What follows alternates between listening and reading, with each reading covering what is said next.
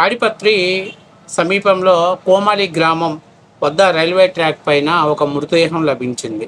ఎవరు ఆ మృతదేహం ఏంటయ్యా అని చెప్పి చూస్తే ఆయన గతంలో టీటీడీలో విజిలెన్స్ అధికారిగా పనిచేసినటువంటి సతీష్ గారు. అసలు ఈయన ఎందుకు చనిపోయారు ఏంటి అని అంటే ఈయన్ని మొన్న సిఐడి వాళ్ళు విచారణ చేశారు. పరకామణి చోరీ కేసులో అప్పుడైనా విజిలెన్స్ అధికారిగా ఉండి ఎవరైతే ఉండి చోరీలో విదేశీయ డాలర్స్ని దొంగతనం చేస్తుంటే రవికుమార్ని పట్టుకోవడంతో పాటు అప్పట్లో ఆయన మీద కంప్లైంట్ ఇచ్చాడో వీరిని సిఐడి వాళ్ళు విచారణ చేసి తర్వాత ఆయన దగ్గర నుంచి కొంత సమాచారాన్ని స్వీకరించిన తర్వాత మళ్ళీ భవిష్యత్తులో అవసరమైతే మీరు విచారణకి రావాల్సి ఉంటుంది అని చెప్పారు. కానీ ఈలోపే ఈయన అనుమానాస్పదంగా మృతి చెందడం జరిగింది. ఇప్పుడు ఇది చాలా పెద్ద హాట్ టాపిక్గా మారింది ఆంధ్రప్రదేశ్లో. ఎందుకు అసలు ఏంటి, ఈయన ఎందుకు చనిపోయాడు ఏంటి అని అంటే పరకామణి ఉండి చోరీ కేసులో నిందితుడు కీలక సాక్షిగా అప్రూవల్గా మారే అవకాశం ఉండటంతో టీటీడీ మాజీ విజిలెన్స్ అధికారిని చంపేశారు.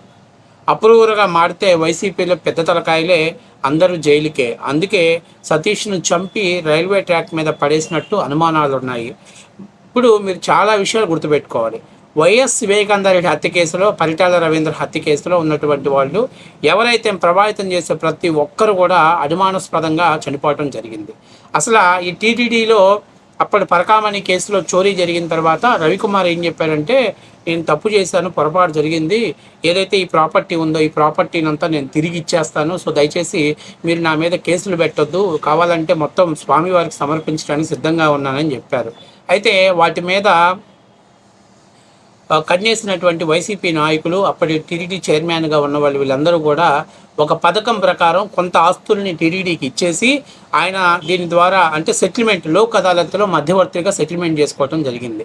అయితే ఈ కేసు గతంలో భానుప్రకాష్ గారు బయటపెట్టడంతో టీటీడీ బోర్డు మెంబర్ ప్రవేశపెట్టడంతో మొత్తం దీని మీద పూర్తి స్థాయిలో విచారణ చేయాలని సిఐడి వాళ్ళకి ఆదేశాలు ఇవ్వడం జరిగింది.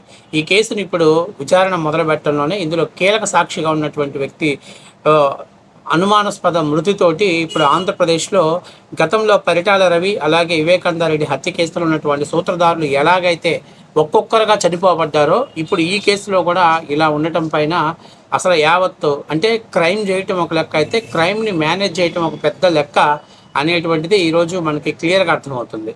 అసలు ముఖ్యమైన విషయం ఏంటంటే మీరు ఒకసారి చూడండి, చాలా ముఖ్యమైన విషయం ఒకటి చెప్తా వినండి. వివేకానందరెడ్డి హత్య కేసును ఒకసారి మనం పరిగణలోకి తీసుకుంటే కటికరెడ్డి శ్రీనివాసరెడ్డి 2019 సెప్టెంబరు విషం గుళికలు మింగి ఆత్మహత్య చేసుకొని చనిపోయాడు.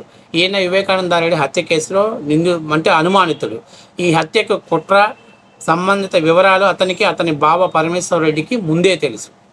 వివేకానందరెడ్డి అంత్యక్రియల్లో పాల్గొనేందుకు జగన్మోహన్ రెడ్డి ఆయన సతీమణి భారతీయులు హైదరాబాదు నుంచి రోడ్డు మార్గంలో పులివెందులకు తీసుకొచ్చిన వాహన డ్రైవర్ నారాయణ యాదవ్ 2019 డిసెంబర్లో అనారోగ్య కారణాలతో మృతి చెందాడు.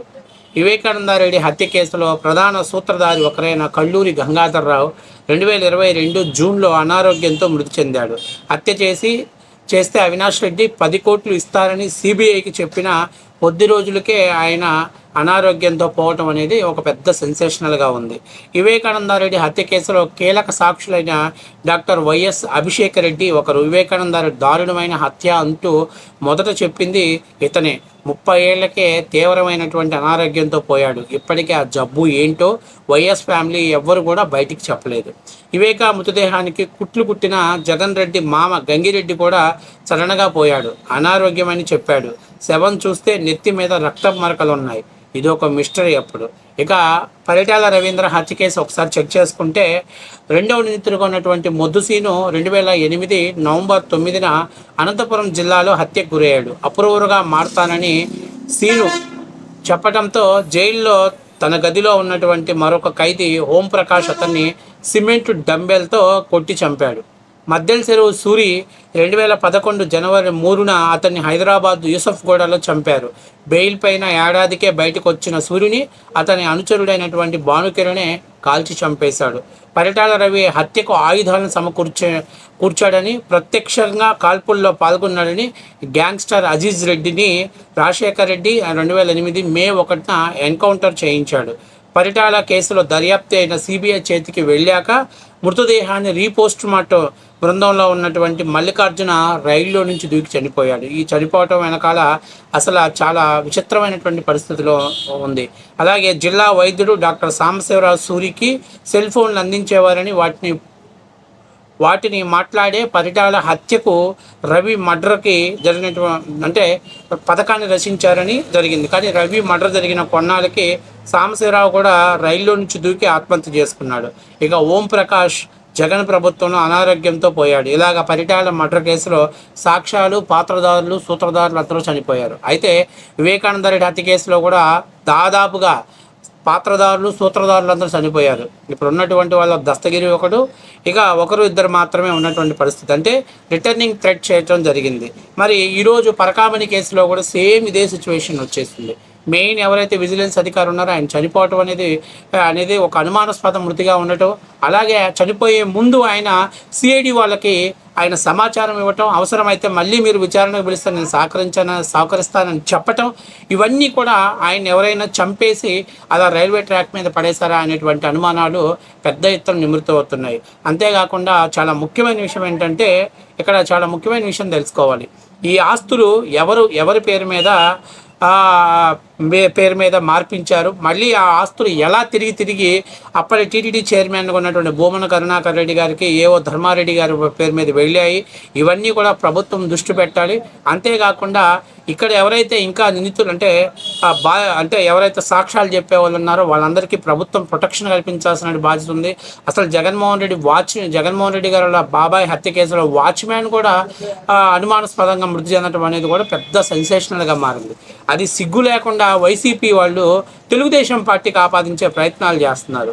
సో ఇప్పటికైనా కూడా ఇలా ఒకరి తర్వాత ఒకరు మృతి చెందటం, ఈ మృతుల వెనక కారణాలు ఏంటి, ప్రభుత్వాలు ఎంతవరకు వాటిని కేసులు సుదీర్ఘంగా సాగదీయటం, అందులో బాధితులు సాగదీసే టైంలో ఈ నిందితుల్ని, సాక్షుల్ని మట్టుబెట్టడం అనేది జరుగుతుంది. కాబట్టి ప్రభుత్వం సాధ్యమైనంత వరకు వేగవంతంగా ఈ కేసుల్ని క్లోజ్ చేయాల్సినటువంటి బాధ్యత ఉంది. ఏది ఏమైనా వెంకటేశ్వర స్వామి కలియుగ దైవం, ఆయన డబ్బును టచ్ చేసినోడు ఎవడో కూడా బాగుపడ్డది వాస్తవ విషయం. ఇప్పటికైనా సిగ్గు తెచ్చుకొని ఈ నకిలీ చైర్మన్లు అందరూ కూడా వెంకటేశ్వర స్వామికి క్షమాపణ చెప్పి లెంపలేసుకొని ఆయనకి చెల్లించాల్సిన సొమ్ము తిరిగి చెల్లించకపోతే వైసీపీ భారీ మూల్యం చెల్లించుకోవటం మాత్రం ఖాయం.